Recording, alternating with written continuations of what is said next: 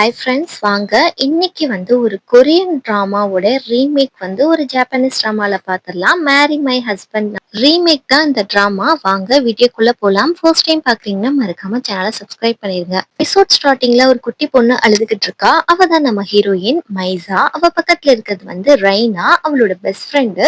அப்படியே நம்ம ஹீரோயின் ஒரு கயிறு கட்டி விடுறா. எப்பயுமே என் கூட நீ இருக்கணும்னு சொல்லிட்டு அப்படியே அவங்க வளர்றாங்க. அப்ப கூட ரெண்டு பேரும் ஒன்னாதான் இருக்காங்க. அந்த அளவுக்கு க்ளோஸ் ஃப்ரெண்ட். துணி எடுத்தாலும் எங்க போனாலும் அவ்வளோ க்ளோஸா இருக்காங்க. அப்படியே நம்ம ஹீரோயினுக்கு ஒரு காதலனும் இருக்கா. ஹீரோயினோட வாய்ஸ் ஓவர்ல பேசுறாங்க, இது மாதிரி என் லைஃப்ல என்ன வேணும், எனக்கு ஒரு பெஸ்ட் ஃப்ரெண்ட் இருக்கா, அது போக நான் ரொம்ப விரும்பி காதல் பண்ணவனே என்னை கல்யாணம் பண்ணிக்கிட்டான், என் வாழ்க்கையில இதுக்கு மேல சந்தோஷம் எனக்கு எதுவுமே இல்லை அப்படின்னு சொல்லிட்டு இருக்கப்போ அப்பதான் நம்ம ஹீரோயினோட லைஃபே தலைகீழ மாறுது. நம்ம ஹீரோயினுக்கு ஸ்டொமக் கேன்சர் வந்திருக்கு. அந்த கேன்சர்னால அவ ரொம்ப அவதிப்பட்டுட்டு இருக்கா.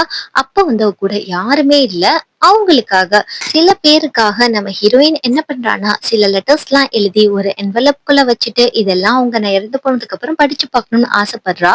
ஹீரோயினோட உயிர் தோழி ரைனா ஹீரோயினை பார்க்க வரா. ஹீரோயினுக்கு பிடிச்ச சாக்லேட்ஸ் எல்லாம் வாங்கிட்டு வந்து கொடுத்துட்டு நீ ஒன்னும் வருத்தப்படாதடி அப்படின்னு சொல்லிக்கிட்டு இருக்கா. அப்ப ஹீரோயின் அந்த ஃப்ரெண்ட்ஷிப் பேண்ட் மாதிரி ஒண்ணு கொடுத்து இது ஞாபகம் இருக்கா அப்படின்னு சொல்லி கேட்டா, இது எப்படி நான் மறப்பேன், நம்ம ஃப்ரெண்ட்ஷிப்க்கு அடையாளமே இதுதானே, நீ ஒன்னும் கவலைப்படாத, நீ இறந்து போயிட மாட்ட, கண்டிப்பா நீ உயிரோட இருப்ப, நம்ம சந்தோஷமா வாழ்வோம் அப்படின்னு சொல்றப்போ இங்க ஹீரோயினுக்கு அப்படியே கண்ணே கலங்குது. ஏன்னா ஒருத்தவங்க இறந்து போற தருணத்துல இருக்கிறப்போ இப்பெல்லாம் பேசுறப்போ ஆறுதலா இருக்கும் இல்லையா. திரும்ப தான் ஃப்ரெண்டுக்கு அந்த கயிறை கட்டி விடுறா. ஹீரோயின் இதே மாதிரி டைம்ல இருக்கிறப்போ அவன் ஹஸ்பண்ட் பக்கத்துல கூட இல்ல. அதை நினைச்சு ஹீரோயின் அழுக, ஃப்ரெண்டும் அழுகுறான், அவன் ரொம்ப பிஸியா இருக்காண்டின்னு சொல்லிட்டு அப்படியே நடந்து போறத நம்ம ஹீரோயின் நோட்டீஸ் பண்றான். இங்க ஹீரோயினோட பாட்டையும் கொஞ்சம் அம்னீஷியா ஞாபகம் மறதி உட்காந்துட்டு இருக்காங்க. டாக்டர் ஹீரோயினுக்கு கால் பண்ணிட்டு இந்த மாதிரி உங்க பேத்திக்கிட்ட பேசுங்க அப்படின்னு சொல்லிட்டு இருக்கப்போ ஹீரோயின் தனக்குள்ள இருக்கிற வழிகள் எல்லாம் காட்டாம, பாட்டி நான் நல்லா இருக்கேன், நீங்க உங்க உடம்ப பாத்துக்கோங்க அப்படின்ற மாதிரி பாட்டிக்கு ஆறுதலா பேசிட்டு இருக்கா. பக்கத்துல இருக்க பேஷண்ட் கேக்குறாங்க, ஏமா உனக்கு அப்பா அம்மா யாருமே இல்லையா அப்படின்னு சொல்லி கேட்டா, இல்ல எங்க அப்பா நான் காலேஜ் படிக்கிறப்ப இறந்து போயிட்டாரு, எங்க அம்மா நான் சின்ன வயசுல இருக்கிறப்பமே இறந்து போயிட்டாங்க அப்படின்னு சொல்லிட்டு நம்ம ஹீரோயின் சொல்லிட்டு இருக்கா. அதுக்கப்புறம் ஹீரோயின் கொஞ்சம் டிஸ்சார்ஜ் ஆயிட்டு வீட்டுக்கு போறா. ரொம்ப நாள் கழிச்சு நம்ம ஹீரோயின் சன்லைட் பாக்குறாங்க போல இருக்கு. இத பாக்குறது கூட எனக்கு கடவுள் கொடுத்து வைக்கல பாரு அப்படின்னு சொல்லிட்டு ரொம்ப வருத்தப்பட்டுட்டு அப்படியே டிபார்ட்மெண்டல் ஸ்டோருக்கு போயிட்டு அவளுக்கு தேவையான திங்ஸ் எல்லாம் சமைக்கிறதுக்காக வாங்கிட்டு போறப்போ கரெக்டா இன்சூரன்ஸ் கம்பெனில இருந்து கால் பண்ணிட்டு இது மாதிரி உங்களுக்கு உடம்பு எப்படி இருக்குன்னு சொல்லி கேட்டா, இனிமே நான் 6 மாசம் தான் உயிரோட இருப்பேனா, அதுக்கப்புறம் இறந்து போயிடுவேன் அப்படின்னு சொல்றப்போ, சரி உங்களோட இன்சூரன்ஸ் நீங்க இறந்து போனதுக்கு அப்புறம் உங்க ஹஸ்பண்ட் கிட்ட கொடுத்துடலாமான்னு சொல்லி கேக்குறாங்க. இல்ல என் பாட்டி பேர்ல தானே நான் போட்டிருந்தேன் அப்படின்னு சொல்லிட்டு ஹீரோயின் சொல்றா. இல்ல உங்க ஹஸ்பண்ட் பேருக்கு மாத்தி 3 மாசம் ஆச்சு அப்படின்னு சொன்னோடனே ஹீரோயினுக்கு ஒரே குழப்பம். அப்படியே டாக்ஸிக்காக வெயிட் பண்றா. அப்படி வயிறு பயங்கரமா வலிக்குது. திடுதுப்புன்னு பார்த்தா ஒரு டாக்ஸி நின்றுட்டு டோர் எல்லாம் ஆட்டோமேட்டிக்கா ஓபன் ஆகுது.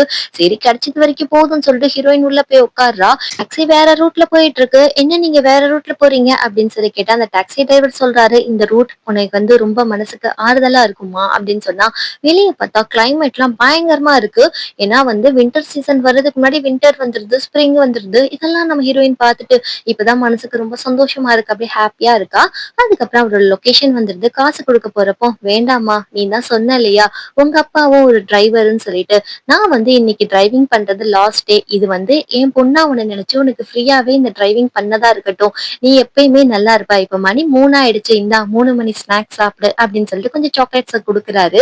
ஹீரோயினும் ரொம்ப ஹாப்பியா இறங்கி வரா. ஏன்னா அவரு நீ நல்லா இருப்பேன்னு சொல்லிட்டு பிளஸ் பண்ணிருப்பாரு. ஹீரோயின் வீட்டுக்குள்ள வரப்போ இது மாதிரி அவ கொஞ்ச நாள் தான் உயிரோட இருப்பா, இன்னும் ஒரு 3 மாசமா 6 மாசமா ஒரு வருஷத்துக்குள்ள இறந்து போயிருவா, அந்த இன்சூரன்ஸ் காசு எல்லாம் நம்மளுக்கு வந்துரும் அப்படின்னு சொல்லிட்டு அவனுடைய ஹஸ்பண்டும் இன்னொரு பொண்ணும் பேசுற மாதிரி ஹீரோயினுக்கு சத்தம் கேக்குது. அதெல்லாம் கேட்டுட்டு ஹீரோயின் மனசு உடைஞ்சு போய் அப்படியே போயிட்டு இருக்கா. கதவை திறந்து பார்த்தா அவங்க ஹஸ்பண்ட் தான் ஃப்ரெண்டு ரைனா கூட ஒன்னா இருக்கிறத பார்த்துட்டு ரொம்ப மனசு உடைஞ்சு போயிடுறா. எனக்கு ஆறுதல் சொல்ல வந்தா, அதுக்கப்புறம் எங்களுக்குள்ள இப்படி ஆயிடுச்சு அப்படின்னு சொல்லிட்டு வெக்கமே இல்லாம ஹஸ்பண்ட் சொல்லிட்டு இருக்கான். ரைனாக்கு இங்க என்ன பேசுறதுன்னே தெரியல. அவங்க ஹஸ்பண்டுக்கு ஆறுதல் சொல்ல வந்துட்டு என் நிலைமை இப்படி ஆயிடுச்சுன்னு சொல்லிட்டு அவ ஒரு பக்கம் பொங்கிட்டு இருக்கா.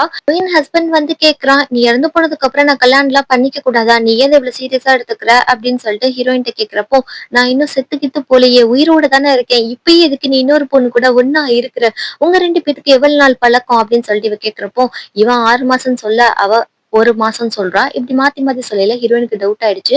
உன்னை கல்யாணம் பண்ணதுக்கு அப்புறம் தாண்டி என் வாழ்க்கை நாசமா போச்சு. நீ ஒரு கஞ்ச பிசினாரி, நீ காசு நிறைய சேர்த்து வச்சிருக்க. உன்கிட்ட இருந்து ஆட்டைய போட்டுக்கலாம்னு நினைச்சா நீ அதை கூட கொடுக்க மாட்டேங்கிற. செத்து தோலன்னு சொல்லி அவன் திட்ட. இப்ப வந்து ஃப்ரெண்டுக்காரி பக்கத்துல வந்து சொல்றா, நான் உன் ஃப்ரெண்டுன்னு யாரும்மா சொன்னா? நான் உன்னை மிகப்பெரிய எதிரி. நான் உன்னை ரொம்பவே வெறுக்கிறேன். நீ சாகணும்னு சொல்லி ஆசைப்படுறேன். உனக்கு மட்டும் வாழ்க்கையில எல்லாமே கிடைக்குது. ஆனா எனக்கு ஒண்ணுமே கிடைக்கவே மாட்டேங்குது. உன்கிட்ட இருக்கிறது எல்லாத்தையும் பறிச்சுக்கணும்னு தான் எனக்கு ஆசை அப்படின்னு இவ சொல்ல, நான் உடனே போய் இன்சூரன்ஸ் கம்பெனிட்ட போய் சொல்ல போறேன் அப்படின்னு சொல்லிட்டு நம்ம ஹீரோயின் கிளம்பி போறா. ஹஸ்பண்ட் புடிச்சு தடுத்துட்டு நில்லுடி அப்படின்னு சொல்லி மேல இருந்து கீழே தள்ளி விட ட்ரை பண்ணிட்டு இருக்கான். அப்படியே அவ பேக் எல்லாம் கீழே விழுகுது. ஹீரோயின் ஆல்ரெடி என்வலப் எழுதி வச்சிருப்பா இல்லையா, அதுல வந்து உன் கூட வாழ்ந்த அந்த நாட்கள் எனக்கு ரொம்ப நிறைவா இருந்துச்சு அப்படின்னு சொல்லிட்டு ஹஸ்பண்ட் எழுதியிருப்பா. ஹஸ்பண்ட் என்னமோ கீழே தள்ளி விட போறான். டக்குன்னு ஹீரோயினோட ஃப்ரெண்டு கைய வந்து பிடிச்சிட்டு, நான் உன்னை காப்பாத்துறேன்டி அப்படின்னு சொல்லிட்டு இருக்கிறப்போ, உன்ன மாதிரி ஒரு ஃப்ரெண்டு கிடைச்சப்போ என் வாழ்க்கை ரொம்ப சந்தோஷமா இருக்கு, நான் இறந்து போறதை நினைச்சு அப்படின்னு எழுதியிருப்பா. செத்து தொலை அப்படின்னு சொல்லிட்டு எல்லாரும் சேர்ந்து ஹீரோயினை பிடிச்சிட்டு கீழே தள்ளிடுறாங்க. அவனும் கீழே விழுந்துடுறா. இப்ப வந்து ஐயோ என் ஃப்ரெண்டு இறந்து போயிட்டா கீழே விழுந்து அப்படின்னு சொல்லிட்டு இவ பயங்கரமா அழுது பயங்கரமா நடிச்சுக்கிட்டு இருக்கா. இங்க பார்த்தா ஹீரோயின், இவ்வளவு ஒரு கேவலமான வாழ்க்கையை நான் வாழ்ந்திருக்கேன்னு நினைச்சா எனக்கு ரொம்ப அசிங்கமா இருக்கு. ஹீரோயின் கஷ்டப்பட்டு சம்பாதிக்கிற காசையும் வந்து தான் ஹஸ்பண்ட் தான் புடுங்கிட்டு போய் நம்மளுக்கு தான் கல்யாணம் ஆயிடுச்சுல குடுன்னு சொல்லிட்டு அவன் நிறைய செலவு பண்ணியிருப்பான். வந்து ஒரு புக்ல சில பேப்பர்ஸ் எல்லாம் திருப்புற மாதிரி காட்டுறாங்க. இப்ப ஹீரோயின் கண்ணை முழிச்சு பாக்குறா. அவ எந்திரிச்சு பார்த்தா ஆபீஸ்ல இருக்கா. இது எப்படி சாத்தியமாகும் அப்படின்னு சொல்லிட்டு நம்ம ஹீரோயின் சுத்தி முத்தி பார்த்துட்டு, ஐயோ என்ன நடக்குது அப்படின்னு சொல்லிட்டு ரொம்ப பதறி போய் கிளம்பிட்டு இருக்கா.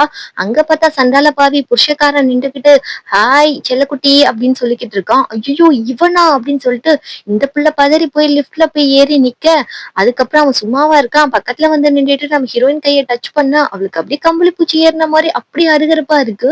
லிப்ட் ஓப்பன் ஆனோடனே அப்பா விட்டா போதும்னு சொல்லிட்டு அவ தப்பிச்சு போக, ஒருக்க இந்த கௌஷிக் வந்தான் அப்படின்ற மாதிரி ஃப்ரெண்டுக்காரி வந்து நிக்க, இது என்னடா மொத்த வில்லங்கமும் என்ன சுத்து போட்டுட்டு இருக்கு, இப்பதானே என்ன கொண்டாங்க இவங்க எல்லாம் தள்ளி விட்டு அப்படின்னு சொல்லிட்டு இவ பதறி போக, பின்னாடி திரும்பி பார்த்தா புருஷக்காரன் நின்றுட்டு டார்லிங் சொல்றான், முன்னாடி இவன் நின்றுகிட்ட ஃப்ரெண்டுன்னு சொல்றா. இதெல்லாம் பார்த்து ஹீரோயினுக்கு மண்டை குழம்புது. நம்ம என்ன பண்ணிட்டு இருக்கோம், இவங்க ஏன் நார்மலா ஆக்ட் பண்றாங்க அப்படின்னு சொல்லிட்டு ஒரு கடையில போய் பார்த்தா இப்பதான் வந்து 2025க்கான ஒலிம்பிக் நடக்குது அப்படின்னு சொல்லி போட்டிருக்காங்க. கிட்டத்தட்ட ஹீரோயின் வந்து டைம் டிராவல் பண்ணி வந்திருக்கா. அப்படியே போய் ஒரு கண்ணாடியில போய் பாக்குறா. அங்க பார்த்தா நம்ம ஹீரோயின் மூஞ்சி ரொம்ப எங்கா இருக்கு. என்ன என் மூஞ்சி இவ்வளவு எங்கா இருக்கு அப்படின்னா, நான் டைம் டிராவல் பண்ணி பின்னாடி வந்துட்டேனா, ஐயோ இதனால நம்பவே முடியல, கடவுள் எனக்கு ஒரு வாய்ப்பு கொடுத்திருக்காரா அப்படின்னு சொல்லிட்டு ஹீரோயின் ரொம்ப ஷாக் ஆயிட்டு குஷி தாங்க முடியாம குடு குடுன்னு ஓடுறா. என்னால ஹெல்தியா ஓட முடியுது, என் உடம்பு லைட் வெயிட்டா இருக்கு, இப்ப எனக்கு வயிறும் வலிக்கல, எனக்கு கேன்சரும் இல்ல, நான் நல்லா ஆரோக்கியமா இருக்கேன் அப்படின்னு சொல்லிட்டு ஹீரோயின் போயிட்டு ஒரு நூடுல்ஸை வாங்கி ஃபுல் கட்டிட்டு இருக்கா. இப்பதான்டா நல்லா இருக்கு, மாத்திரை சாப்பிட்டு சாப்பிட்டு நாக்கு செத்து போச்சு அப்படின்னு சொல்லிட்டு ஹீரோயின் நினைச்சிட்டு இருக்க. டக்குன்னு நம்ம ஹீரோயினுக்கு ஒரு மெசேஜ் வருது. இன்னைக்கு வந்து ப்ராஜெக்ட் இருக்கு, அதை நீ தானே சப்மிட் பண்ணி எல்லாத்தையும் சொல்லணும், வந்து செய்யற டைம் ஆகுதுன்னு சொல்லிட்டு சீனியர் சொல்றாங்க. அப்பதான் நம்ம ஹீரோயினுக்கு ஞாபகம் வருது.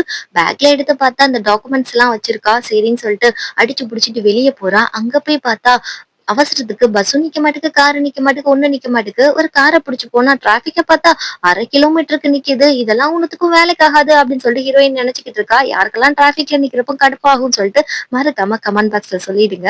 அந்த லொகேஷனுக்கு கரெக்டா வந்துடுறா. அதுக்கப்புறம் பார்த்தா லொகேஷனை வந்து வேணும்ட்டே வந்து இந்த ரைனா தப்பா அனுப்பியிருப்பா. இதுதான் பாஸ்ட்லயே நடந்திருக்கும். இது தெரியாம நம்ம எப்படி தப்பு பண்ணோம்னு சொல்லிட்டு ஹீரோயின் தலையில அடிச்சுக்கிட்டு திரும்ப ரிட்டர்ன் போயிட்டு இருக்கா. அப்ப தொபக்கடின்னு கீழே வேற விழுந்துடுறா. கால்ல வேற அடிபட்டு ஒரே ரத்தமா வந்துட்டு இருக்கு. இது என்னடா இப்படி நடக்குதுன்னு சொல்லி இருக்கிறப்போ அங்க ஒரு கண்ணாடி போட்டார ஆள் குடு குடுன்னு ஓடிக்கிட்டு இருக்காரு. இதை பாக்குறப்ப நம்ம ஹீரோயினுக்கு ஒரு விஷயம் ஸ்ட்ரைக் ஆகுது. பாஸ்ட்ல என்ன நடந்திருக்கும்னா இப்படிதான் நடந்திருக்கும். நம்ம ஹீரோயின் கீழே விழுந்துட்டு இருந்திருப்பா. அப்போ வந்து அந்த கண்ணாடி போட்டவர் என்ன பண்ணிருப்பாருன்னா, ஆபீஸ்க்கு ஃபர்ஸ்ட் போயிட்டு அங்க நுழையிறதுக்கு வந்து ஒரு கார்டு கொடுப்பாங்க போல இருக்கு. அது உள்ள வச்சுட்டு போறப்போ நம்ம ஹீரோயினுக்கு அந்த கார்டு ஒர்க் அவுட் ஆயிருக்காது. வேற கார்டு எடுத்துட்டு வந்து கொடுக்கறதுக்குள்ள லிப்ட் மூடி அந்த கண்ணாடி போட்ட ஆள் ஃபர்ஸ்ட் போயிருப்பாரு. நம்ம ஹீரோயின் போறப்போ லெஃப்ட் கரெக்டா போயிருக்கோம். அதனால ஹீரோயின் வந்து 27 மாடி வந்து நடந்தே போயிருப்பா. அதனால அவனால வந்து பிரசன்டேஷன் கரெக்டா பண்ணிருக்க முடியாது. பயங்கரமா பாஸ்ட திட்டு வாங்கியிருப்பா. இப்ப ஹீரோயின் அதெல்லாம் நினைச்சிட்டு இனிமே வந்து அந்த தப்பு நடக்க கூடாது அப்படின்னு சொல்லிட்டு அவ அடிப்பட்ட காலோட பாவம் குடு குடுன்னு அந்த கண்ணாடிக்காரனுக்கு முன்னாடி ஓடி போயிட்டு கண்ணாடிக்காரன் எடுப்பான் இல்லையா அந்த கார்டை நம்ம ஹீரோயின் எடுத்துட்டு, ஆக்சுவலி அவ எடுக்கிற கார்டை விட்டுட்டா, அதை எடுக்கல. அதை வச்சுட்டு அவ கரெக்டா வந்து அந்த லிப்டுக்குள்ள போறா. ஓடி லிப்ட க்ளோஸ் பண்ணிடாதீங்க அப்படின்னு சொல்லிட்டு ஓடி போய் விழுகுறா. அங்க ஒரு ஆள் மேல அவர் தான் நம்ம ஹீரோ. இவர் பேரு சுசுகி. அப்படியே பார்த்துட்டு சாரிங்க நான் கொஞ்சம் அவசரமா வந்துட்டேன், அதனால உங்க மேல மோதிட்டேன் அப்படின்னு சொல்லிட்டு ஹீரோயின் சாரி கேட்க, நான் தான் டைரக்டர், இப்ப நீங்க வரீங்க இல்லையா அந்த மீட்டிங்க்கு அப்படின்னு சொன்னோடனே சாரி சார் அப்படின்ற மாதிரி சொல்லிட்டு இருக்கா. ஹீரோயின் கரெக்டா வந்ததை நினைச்சு ரைனாக்கு ரொம்ப மனசு கஷ்டமா போகுது. இங்க ஹீரோயின் ஒரு ஜூஸ் பாட்டில் வந்து ப்ரொமோஷன் பண்ணிட்டு இருக்கா. அந்த ஜூஸ் பாட்டில் வந்து ஃபெயிலியர் ஐடியாவா இருக்கும். பயங்கரமா வந்து மேனேஜர் திட்டிருப்பாரு ஹீரோயினா. இப்ப யோசிச்சுட்டு நான் இதை ப்ரொமோட் பண்ண வரல, நான் டாபிக்கோ அப்படின்ற வந்து ஒரு ஜூஸை தான் நான் ப்ரொமோட் பண்ண வந்திருக்கேன் அப்படின்னு சொல்றப்போ, ஏமா நீ சொல்ற எதுவுமே இந்த டாக்குமெண்ட்ல இல்லையே அப்படின்னு சொன்னா, ஐயோ டாக்குமெண்ட்ல இருந்து மிஸ் ஆயிடுச்சுங்க, ஆனா வந்து அதை தான் நான் ப்ரொமோஷன் பண்ண வந்திருக்கேன், அது கண்டிப்பா வாங்குங்க டாப்பா வரும், கொரோனா டைம்ல அதை தான் அதிகமா வாங்கி எல்லாரும் குடிச்சாங்க அப்படின்னு சொல்றப்பதான் ஹீரோயினுக்கு யோசனை வருது. என்னது கொரோனாவான்னு அவங்க கேக்குறாங்க. ஐயோ ஃபியூச்சர்ல நடக்க போறத நான் இப்பயே சொல்லிட்டேனே அப்படின்னு சொல்லிட்டு ஹீரோயின் இப்பதான் யோசிக்கிறா. உளறிட்டுன்னு சொல்லிட்டு எப்பா இதை வாங்குங்கப்பா நல்லா இருப்பீங்க அப்படின்ற மாதிரி சொல்லிட்டு ஃபைல க்ளோஸ் பண்ணிடுறா. இங்க மேனேஜர் திட்டுறாரு, இந்த கம்பெனிக்கு நீ தான் சிஇஓவா, நீயே எல்லா முடிவையும் எடுத்துக்கிற, உனக்கு என்ன திமுறா அப்படின்னு சொல்லி பயங்கரமா திட்ட. ஃபெயிலியர் ஆனா உன்னை அடிச்சு துரத்திடுவேன்னு சொல்ல, இங்க ஹீரோயின் வந்து சீனியர் கிட்ட மன்னிச்சிடுங்க, இஷ்டத்துக்கு ஒரு முடிவு எடுத்துட்டேன் அப்படின்னு சொல்றப்போ பரவாயில்லம்மா இருக்கட்டும் அப்படின்னு சொல்றாங்க. இவங்க ரொம்ப நல்லவங்க போல இருக்கு. ஹீரோயின் அப்படியே நடந்து போயிட்டு இருக்கா. ஆபீஸ் முடிஞ்சதுக்கு அப்புறம் அப்படியே வந்து ஒரு பேக்கரிய பாக்குறா. அதை பார்த்தோன்னே அவளுக்கு பழைய நினைவுகள்லாம் வருது. இப்ப அந்த பேக்கரி க்ளோஸ்ல இருக்கு. அவங்க அப்பா வந்து சின்ன வயசா இருக்கிறப்போ ஹீரோயினை காலேஜ் படிக்கிறப்ப இங்க கூட்டிட்டு வந்திருப்பாரு. இல்லம்மா 3 மணி ஸ்நாக்ஸ் சாப்பிடணும், அதனாலதான் உன்னை கூட்டிட்டு வந்தேன் அப்படின்னு சொல்லிட்டு ஹீரோயினுக்கு இந்த பொம்மை எல்லாம் செஞ்சு கொடுத்துருப்பாருல, ஆமா பொம்மை.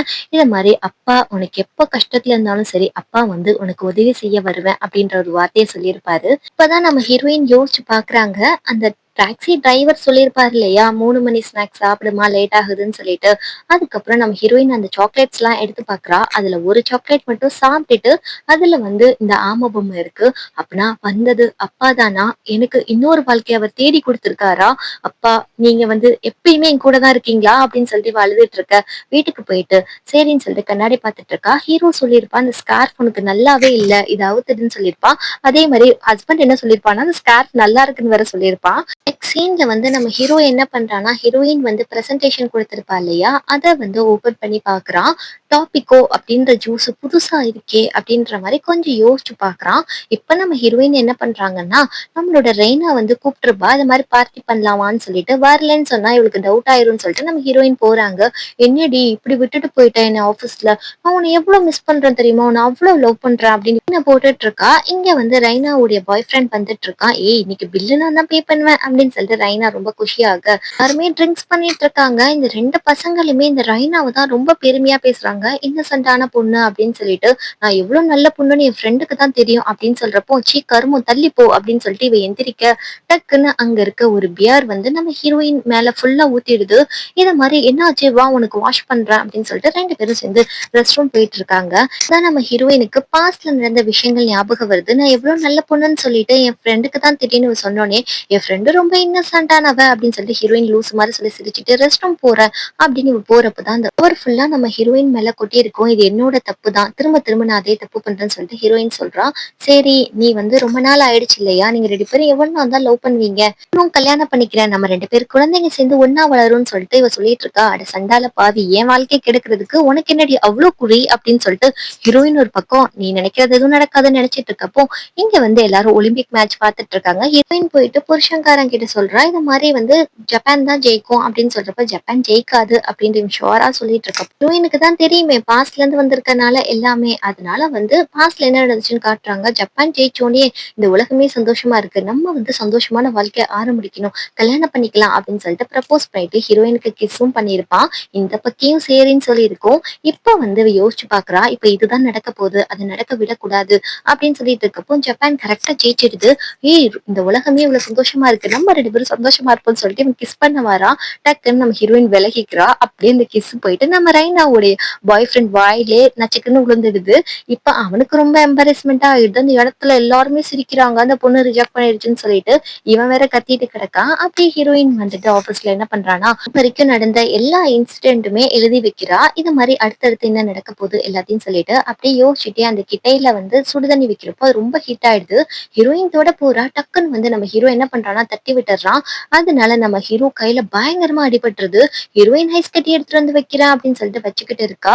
இத வந்து என் மேல விழுக வேண்டிய தண்ணி, நீங்க ஏன் இந்த அடிய வாங்கிக்கிட்டீங்க அப்படின்னு சொல்லி இவ அழுகுறப்பதான் இவளுக்கு ஒரு விஷயம் ஸ்ட்ரைக் ஆகுது. அப்பனா நம்மளுக்கு வந்து பட வேண்டிய காயம் வேறு யாருக்காவது பட்டுச்சு, நம்மளுக்கு நடக்க வேண்டியது வேற யாருக்காவது நம்ம எக்ஸ்சேஞ்ச் பண்ணி விட்டோம்னா நம்ம வந்து இந்த பிரச்சனையில இருந்து தப்பிச்சிடலாம். இதுக்கு இதான் ஒரு சொல்யூஷன். இவ யோசிச்சுட்டே இருக்கிறத பார்த்து ஹீரோ காண்டாயிட்டு, இவன் நம்மளுக்கு ஹெல்ப் பண்ண வந்த மாதிரி தெரியுதுன்னு சொல்லிட்டு போயிட்டு சாரி டைரக்டர் என்ன மன்னிச்சிடுங்க, தெரியாம நான் அப்படி பண்ணிட்டேன்னு சொல்றப்போ, வாழ்க்கையில ரொம்ப கவனமா இருக்கணும். நீ வந்து குப்பை மாதிரி ஒரு வாழ்க்கைய வாழ்ற, உன் கூட இருக்கிறதெல்லாம் குப்பை தொட்டிங்களோட சேர்ந்தது, அசிங்கமான ஆட்கள். கண்ணை முழிச்சு பாரு, சுத்தி என்ன நடக்குதுன்னு சொல்லிட்டு, அப்பதான் என்ன நடக்குதுன்றது உனக்கு தெரியும் அப்படின்னு சொல்லிட்டு ஹீரோயினோட வாழ்க்கையில எல்லா விஷயமுமே நம்ம ஹீரோக்கு தெரிஞ்ச மாதிரி பேச, நீ ஏன் ஒரு குப்பை வாழ்க்கை வாழ்றன்னு சொன்னோடனே ஹீரோயினுக்கு கோவம் வந்துடுது. தயவு செய்து நிப்பாட்டுங்க, மூணாவது மனுஷன் என் வாழ்க்கையை பத்தி குப்பைன்னு சொல்றது எனக்கு பிடிக்கல, நான் வந்து ஒரு முட்டாள் தான் அப்படின்னு இவ சொல்லிக்கிட்டு இருக்கா. டக்குன்னு வந்து நம்ம ஹீரோ ஒரு சாக்லேட்டை கையில கொடுத்துட்டு, இந்த சாக்லேட்டை ஒரு குழந்தை சப்பி சாப்பிட்டா எவ்வளவு வந்து சந்தோஷப்படுமோ அதே மாதிரி உன் லைஃப்பை நீ சந்தோஷமா நான் வாழணும்னு சொல்லிட்டு நினைக்கிறேன் அப்படின்னு சொல்றப்போ ஹீரோயினுக்கு அப்படியே கண்ணெல்லாம் கலங்கி போயிட்டு ஒரு விஷயம் ஞாபகம் வருது. இது மாதிரி வந்து சின்ன வயசுல அவங்க அப்பா எழுதி வச்சிருப்பாரு, இந்த சாக்லேட்டை சாப்பிட்டு ஹாப்பியா இருன்னு சொல்லிட்டு. அவ சாப்பிட்டுட்டு ரொம்ப ஹாப்பியா இருந்திருப்பா. இப்ப அதே சாக்லேட் தான் நம்ம ஹீரோ குடுத்துட்டு போறான். ஒரு நிமிஷம் நில்லுங்க, நான் வந்து உங்களை இவ்வளவு ஹார்ஷா பேசியிருக்க கூடாது அப்படின்னு சொல்றப்போ பரவாயில்லன்னு சொல்லிட்டு ஹீரோ சொல்லிட்டு போறான். இதோட இந்த ஃபர்ஸ்ட் எபிசோட் முடியுது. செகண்ட் எபிசோட் வேணும்னா மறக்காம கமெண்ட் பாக்ஸ்ல சொல்லிடுங்க. சீக்கிரமா போட பாக்குறேன். ஃபர்ஸ்ட் டைம் பாக்குறீங்கன்னா மறக்காம என் சேனலுக்கு சப்ஸ்கிரைப் பண்ணிக்கோங்க.